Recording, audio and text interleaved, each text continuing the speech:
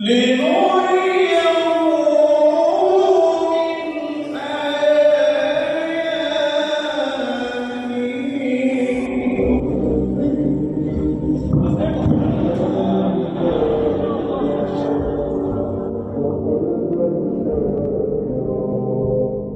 از یک کلیپ شما یک برادر بزرگوار رو می‌بینین که قرآن تلاوت میکنه. عبارت اغماز برش دست میده، میفته و وفات میکنه.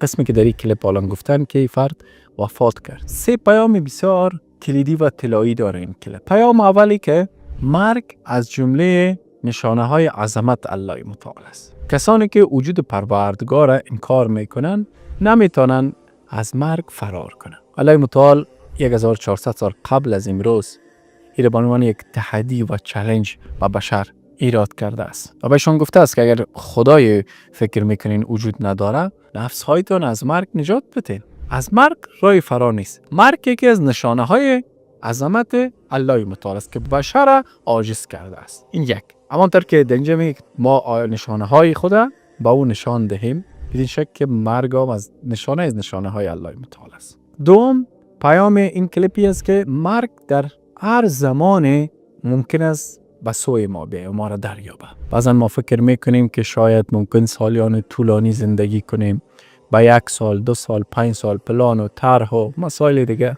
ولی مرگ مانع میشه. قسمی که این برادر تلاوت میکنه حتی آیه کامل نمیشه که میفته و وفات میکنه. بالعکس در شرایطی که یا در اوضاعی که ما زندگی میکنیم از جهت مشغله بیش از اندازه به امورات زندگی سبب شده که عمر ما خیلی به سرعت بگذره. در بس از ما از زندگی خود آنچنان که می بایست لذت ببریم لذت نمیبریم. متاسفانه نفس ما به همه چه مسائل خیلی پیش پا افتاده مشغول شده است. لذت واقعی زندگی گم شده است. این پیام دوم است که مرگ در هر حالت به سراغ ما میاد. رسول الله صلی الله علیه و سلم مفهوم کلامشان است، مهربانی میکنن که مرگ از بندهای نعلین تو به تو نزدیکتر است. بهشت و جهنم از بندهای نعلین تو و کفشهای تو به تو نزدیک است. اینکه انسان وفات کرد یا وارد بهشت یا وارد جهنم.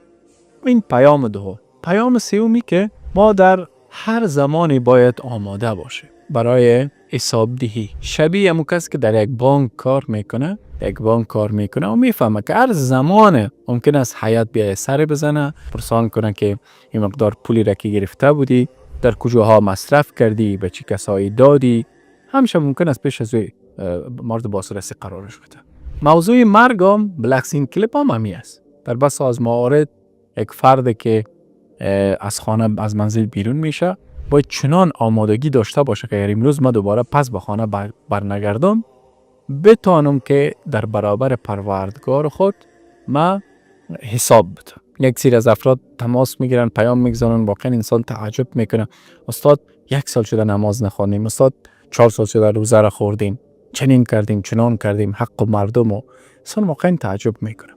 مگر انسان در روی زمین چقدر زندگی میکنه، چند سال نفس خواهد کشید. میگه نفستان محاسبه کنین قبل از این که مورد محاسبه واقع شوید. با امید اندیشیدن. السلام علیکم.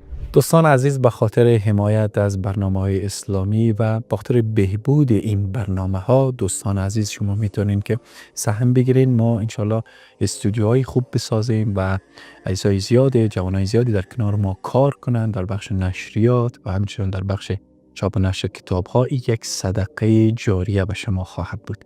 و به شما خبر خوش دارم وی که به زودی کتاب علاج شرعی سحر جادو و چگونگی راه نجات از افسردگی به زودترین فرصت نشر میشه. به خاطر چاپش هزینه نیاز است. حتما شما در این امر خیر سهم بگیرید.